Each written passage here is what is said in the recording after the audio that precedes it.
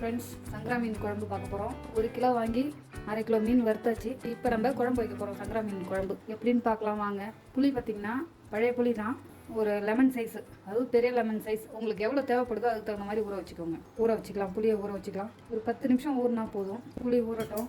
கடாய் வச்சாச்சு. இப்போ நம்ம தேவையான அளவுக்கு, அதாவது 2 எண்ணெயும் கலந்து வச்சா ரொம்ப சூப்பராக இருக்கும். ரீஃபண்ட் ஆயில் 2 ஸ்பூனு, கொஞ்சமாக நல்லெண்ணெய். எண்ணெய் சூடாகட்டும்.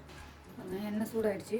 எண்ணெய் சூடானதும் சிம்மில் வச்சுக்கோங்க. சிம்மில் வச்சுக்கிட்டா தான் நம்ம வடகமோ இல்லை கடுகு போட்டாலோ டக்குன்னு கரிஞ்சு போகாது. கொஞ்சமாக வடகம் சேர்த்துடலாம். மீன் குழம்புக்கு வடகம் போட்டால் தான் டேஸ்ட் நல்லாயிருக்கும். வடகம் பொரிஞ்சிருச்சு.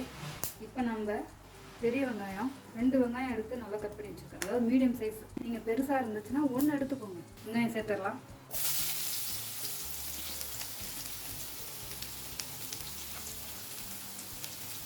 நல்லா ஒரு 1 நிமிஷத்துக்கு கொஞ்சம் ரொம்ப ஃப்ரை ஆகணுன்ட்டு இல்லை, கொஞ்சமாக ஒரு கோல்டன் கலர் கண்ணாடி பதம் சொல்லுவாங்க பாருங்க, அந்த மாதிரி ஒரு 1 நிமிஷம் போல் நல்லா வதக்கிக்கோங்க.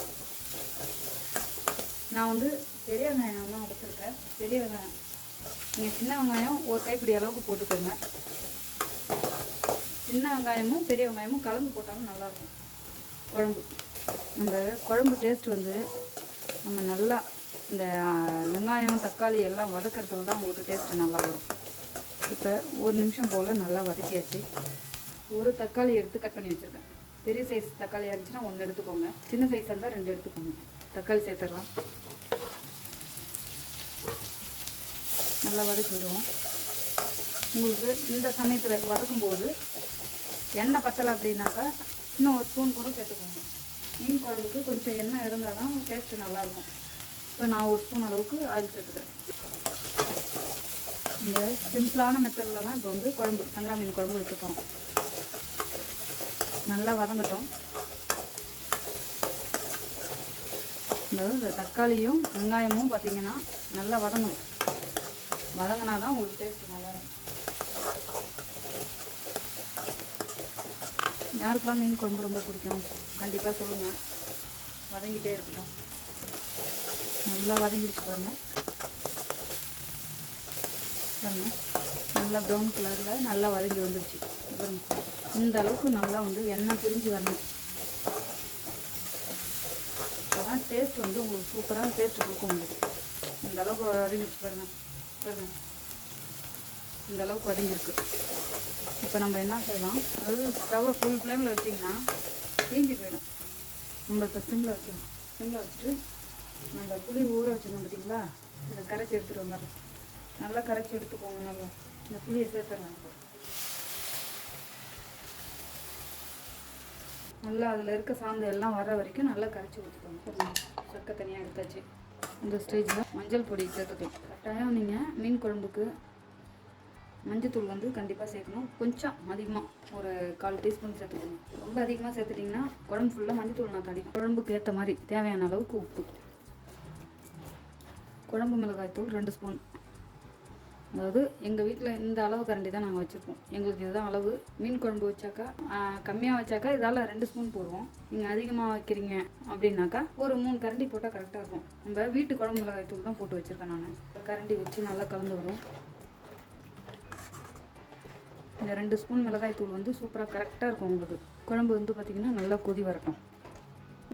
உப்பு காரம் டேஸ்ட் எல்லாமே உங்களுக்கு கரெக்டாக இருக்கா, அதாவது உப்பு காரம்லாம் கரெக்டாக இருக்கான்னு நீங்கள் டேஸ்ட் பார்த்துக்கோங்க. காரம் பத்தலை அப்படின்னா கொஞ்சம் மிளகாய் பொடி போட்டுக்கோங்க. அப்படி இல்லைன்னா உப்பு இதெல்லாம் கரெக்டாக இருந்தால் தான் அந்த மீன் ஊற உங்களுக்கு வந்து டேஸ்ட்டு கொடுக்கும் நல்லா குழம்பு. நீங்கள் எந்த மெத்தடில் வைப்பீங்க? வீட்டில் அரைச்சி வைப்பீங்களா, இல்லை பச்சை மிளகாய் போட்டு வைப்பீங்களா? மறக்காமல் கமெண்டில் சொல்லுங்கள். இல்லை நீங்கள் சொல்கிற மாதிரி வச்சு காட்டணும் அப்படின்னாலும் எனக்கு மறக்காமல் கமெண்டில் சொல்லுங்கள். நல்லா கொதிக்கட்டும். கொதி வர ஸ்டார்ட் ஆகிடுச்சு. மீன் குழம்பு பார்த்திங்கன்னா நல்லா கொதிக்கணும். அந்த பச்சை வாசனை போகிற வரைக்கும் நல்லா கொதிக்கணும். இந்த மிளகாய் பொடி வாசனை எல்லாம் போகிற வரைக்கும் நல்லா கொதிக்கணும். குழம்பு கொதிக்காமல் மீனை போட்டோம் அப்படின்னா டேஸ்ட் இருக்காது. குழம்பு தண்ணியாக இருக்கும்பொழுதும் போட்டுட்டாக்கா உங்களுக்கு மீன் போட்டால் உங்களுக்கு நீர்த்த மாதிரி டேஸ்ட் கொடுக்காது. உங்களுக்கு ஒரு 10 நிமிஷம் போல் கொதிச்சிச்சுன்னா நல்லா சுண்டி வந்துடும் குழம்பு. பாருங்கள், 10 நிமிஷத்தில் குழம்பு நல்லா சுண்டிடுச்சு பாருங்கள். பாருங்க, நல்லா சுண்டி வந்திருக்கு. குழம்பு நல்லா சுண்டி வரணும். சுண்டி வந்தால் தான் உங்களுக்கு டேஸ்ட் கொடுக்கும். பாருங்க, இப்போ இந்த ஸ்டேஜில் நம்ம மீனை சேர்த்துடலாம். அதாவது ரொம்ப தண்ணியாகவும் இல்லாமல் ரொம்ப கெட்டியாகவும் இல்லாமல் மீடியமாக இருக்கணும். இந்த பாருங்க எடுத்து ஊற்றுற மாதிரி இருக்கணும், பார்த்துக்கோங்க. ரொம்ப கெட்டியாகலை பாருங்கள், நல்லா கெட்டியாகிடுச்சுனாக்கா மீன் போட முடியாது, அடைச்சிக்கும். மீன் சேர்க்கும் பொழுது நீங்கள் வந்து அடுப்பை வந்து சிம்மில் வச்சுக்கோங்க. சிம்மில் வச்சுக்கிட்டு ஒன்று ஒன்றா சேர்த்துருங்க. அதாவது மீனில் வந்து தண்ணி வந்து இருக்கக்கூடாது. பாருங்க இந்த மாதிரி கையில் எடுத்து பொறுமையாக ஒன்று ஒன்றா அப்படியே, அதாவது நம்ம தட்டில் கழுவி வச்சுருப்போம் பார்த்தீங்களா, அப்போ வந்து என்ன தான் நம்ம தண்ணி இல்லாமல் வச்சாலும் இது பாருங்க தண்ணி சேர்ந்துடும். அதனால் நீங்கள் ஒன்று ஒன்றா எடுத்து பொறுமையாக போடுங்க. மீனை ஃபுல்லாக சேர்த்துட்டு இப்போ நம்ம ஸ்டவ்வை நேராக வச்சிடணும். இந்த மீனை இந்த கரண்டி வச்சு இந்த மீனை உள்ளே அப்படியே லைட்டாக அமுக்கி விடணும். அது குழம்பு முழுகிற அளவுக்கு அமுக்கி விடணும். அப்போ தான் உங்களுக்கு மீன் வந்து வேகும். கரெக்டாக 1 நிமிஷம், இந்த ஒரு கொதி வந்ததும் ஸ்டவ் ஆஃப் பண்ணிடுங்க. மீன் போட்டு ஒரு நிமிஷம், இந்த ஒரு கொதி வந்துருச்சு பார்த்தீங்களா, இந்த கொதிக்குது பாருங்கள் மீன் சேர்த்ததுமே. இப்போ இந்த ஸ்டேஜில் நம்ம ஸ்டவ் ஆஃப் பண்ணிடலாம். நீங்கள் ரொம்ப நேரம் கொதிக்க விட்டீங்க அப்படின்னாக்கா மீன் வந்து உடஞ்சிரும் எடுக்கும் பொழுதே. இங்கே பாருங்க 1 நிமிஷம் ஆயிடுச்சு, நல்லா பாருங்க நல்லா கொதிச்சு வருது. மீன் நல்லா குழம்புல முழுகி இருக்கு. இப்போ வந்து நம்ம ஆஃப் பண்ணிடலாம். இந்த குழம்புக்கு நீங்கள் அந்த மாங்காய், அதாவது ஒட்டு மாங்காய் கொஞ்சம் சேர்த்திங்கன்னா இன்னும் டேஸ்ட்டு சூப்பராக இருக்கும். என்கிட்ட இல்லை, அதனால தான் நான் போடலை. நீங்கள் இருந்துச்சுன்னா மறக்காமல் சேர்த்துக்கோங்க. எப்போனா மீன் போடுறதுக்கு ஒரு 2 நிமிஷத்துக்கு முன்னாடி சேர்த்து ஒரு கொதி வந்ததும் மீனை போடுங்க. இப்போ உங்களுக்கு நல்லா டேஸ்ட்டு ரொம்ப சூப்பராக இருக்கும். இப்போ வந்து நல்லா ஆறட்டும். அதாவது மீன் இந்த மாதிரி சேர்த்துட்டு ஒரு கொதி வந்ததும் ஸ்டவ் ஆஃப் பண்ணிட்ட உடனே விட்டுருங்க, நல்லா ஆறட்டும். ஒரு தட்டு போட்டு ஃபுல்லாக மூடனீங்க அப்படின்னாக்கா அது வந்து அந்த தண்ணி வேர்வை தண்ணியெல்லாம் விட்டு நல்லா இருக்காது. கொஞ்சம் இந்த வந்து தட்டு போட்டு மூணுனாக்கா கொஞ்சம் கேப் விடணும், காற்று போகிறதுக்கு ஆறணும். நல்லா ஆறினா தான் குழம்பு நல்லா டேஸ்ட்டாக இருக்கும். நல்லா ஒரு மணி நேரம் 2 மணி நேரம் நல்லா ஊறணும். ஒரு மதியானம் வைக்கணும்னா நீங்கள் காலையில் வச்சுருங்க. காலையில் வச்சா மதியம் சாப்பிட்றதுக்கு டேஸ்ட்டு நல்லாயிருக்கும். யாருக்கெல்லாம் சங்கரா மீன் குழம்பு பிடிக்குன்றது மறக்காமல் கமெண்ட் பாக்ஸில் சொல்லுங்கள். ஹாய் ஃப்ரெண்ட்ஸ், வெல்கம் டு மகா டேஸ்டி ஃபுட். இந்த வீடியோவில் நம்ம என்ன பார்க்க போகிறோம்னா சங்கரா மீன் வறுவல் எப்படி செய்யலான்னு பார்க்கலாம் வாங்க. சங்கரா மீன் வந்து 1/2 கிலோ கழுவி சுத்தம் பண்ணி எடுத்து வச்சுருக்கேன். இதுக்கு தேவையான மசாலா சேர்த்துடலாம். மஞ்சத்தூள் சேர்த்துக்கோங்க, கொஞ்சமாக காரத்துக்கு தகுந்த மாதிரி வெறும் மிளகாய் தூள் கொஞ்சம் சேர்த்துக்கோங்க. அடுத்தது ஒரு 1/2 டீஸ்பூன் அளவுக்கு குழம்பு மிளகாய் தூள், நம்ம வீட்டில் அரைப்போம் இல்லைங்களா, அந்த தூள் கொஞ்சம் சேர்த்துக்கோங்க. காரத்துக்கு தகுந்த மாதிரி சேர்த்துக்கோங்க. 1 ஸ்பூன் அளவுக்கு மிளகு தூள் சேர்த்துக்கலாம். சால்ட் சேர்த்துக்கோங்க. தேவைக்கு தகுந்த மாதிரி கூட்டியோ குறைச்சியோ நீங்கள் சேர்த்துக்கோங்க. 1 ஸ்பூன் அளவுக்கு ஆயில் சேர்த்துக்கோங்க. இப்போ எல்லா மசாலாவும் சேர்த்தாச்சு. நல்லா மிக்ஸ் பண்ணிக்கலாம். நல்லா மிக்ஸ் பண்ணி விடுங்க. அந்த மீன்லேயே பார்த்தீங்கன்னா உங்களுக்கு தண்ணி இருக்கும். உங்களுக்கு தேவைன்னா கொஞ்சமாக தெளித்து பிசைஞ்சிக்கோங்க, இல்லைன்னா தண்ணி அதிகமாகிடும். இந்த மாதிரி தண்ணி வந்து தெளித்து கொஞ்சமாக தேவைக்கு தகுந்த மாதிரி தெளித்து நல்லா பிசறி விடுங்க. எல்லாம் அந்த மசாலா, உப்பு, மஞ்சள் பொடி, மிளகு எல்லாம் போட்டது எல்லாமே ஒன்றா மிக்ஸ் ஆகணும். நல்லா தண்ணி இன்னும் கொஞ்சம் பத்தலை, இன்னும் கொஞ்சம் நம்ம சேர்த்துக்கலாம். இந்த மாதிரி போட்டுட்டும் நீங்கள் அதுக்கப்புறமா மிக்ஸ் பண்ணி விடுங்க. இல்லைன்னா மசாலா போட்டு நல்லா மிக்ஸ் பண்ணிவிட்டு அதுக்கப்புறம் கூட இந்த மீன் மேலெலாம் கொஞ்சம் தடவி விட்டு உங்களுக்கு எப்படி ஈஸியாக இருக்கோ அந்த மாதிரி பண்ணுங்கள். உங்கள் வீட்டில் எந்த மாதிரிலாம் செய்வீங்க, என்ன மசாலா போடுவீங்க, அப்படி இல்லைனாக்கா அரைச்சி வைப்பீங்களா, இல்லை வேறு எந்த மாதிரி உங்களுக்கு லைக் பண்ணுவீங்க, வீடியோவில் கண்டிப்பாக கமெண்ட்டில் சொல்லுங்கள். வீடியோவை பார்த்துட்டு வீட்டில் செஞ்சு பாருங்கள், கண்டிப்பாக டேஸ்ட்டாக இருக்கும். மிளகுலாம் பார்த்தீங்கன்னாக்கா உடம்புக்கு ரொம்ப நல்லது. இப்படி காரமாக இருக்குது குழந்தைங்க சாப்பிடலை அப்படின்னாக்கா கொஞ்சமாக வெறும் மிளகாய் தூள் போட்டு மிளகு தூள் போட்டு உப்பு போட்டு கலந்து போட்டு கொடுங்க, நல்லாவே சாப்பிடுவாங்க. இப்போ நம்ம ஒரு 1/4 மணி நேரம் ஊற விட்டுட்டு அதுக்கப்புறமா நம்ம தோசைக்கல்லில் போட்டு எடுத்துக்கலாம். நாங்கள் எங்கள் வீட்டில் எப்பயுமே வந்து ஆயில் தோசைக்கல்லில் கொஞ்சமாக ஆயில் ஊற்றி அதில் தான் வந்து பொரிச்செடுப்போம். நீங்களாம் வந்துட்டு எப்படி பொரிப்பீங்கன்றது சொல்லுங்கள். ஆயிலில் பொரிப்பீங்களான்னு வந்து க்ளோஸ் பண்ணி விட்டுடலாம். ஒரு 1/4 மணி நேரம் கழித்து நம்ம ஓப்பன் பண்ணி போட்டுக்கலாம். 1/4 மணி நேரம் ஆகிடுச்சு. இப்போ நம்ம மசாலா போட்ட மீனை ஊறிச்சான்னு பார்க்கலாம் வாங்க. பாருங்கள், மீன் நல்லா ஊறி இருக்குது. இப்போ நம்ம போட ஆரம்பிச்சிடலாம்.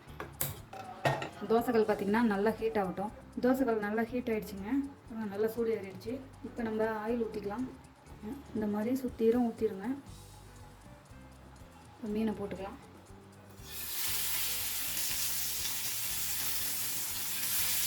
இப்போ நம்ம மீடியம் ஃப்ளேமில் வச்சுக்கலாம். கொஞ்சமாக சுற்றிடும், மீனை சுற்றிடும், கொஞ்சம் ஆயில் ஊற்றிடுங்க.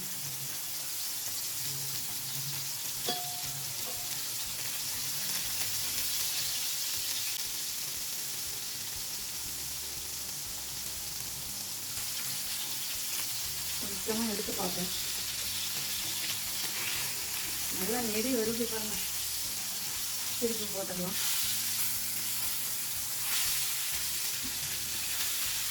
யாருக்கெல்லாம் சங்கரா மீன்லாம் ரொம்ப பிடிக்குங்க, மறக்காமல் கமெண்ட் பாக்ஸில் கமெண்ட் பண்ணுங்கள். நல்லா ஃபுல்லாக நல்லா வறுத்து வரணும். நல்லா சிம்மில் வச்சுக்கோங்க. அப்போ தான் உள்ளே இருக்கிற இந்த கிரேவிலாம் நல்லா உள்ளே இறங்கும், இந்த சாம்பல் உள்ளே இறங்கும். இப்போ ஒரு தட்டில் நம்ம எடுத்துக்கலாம்.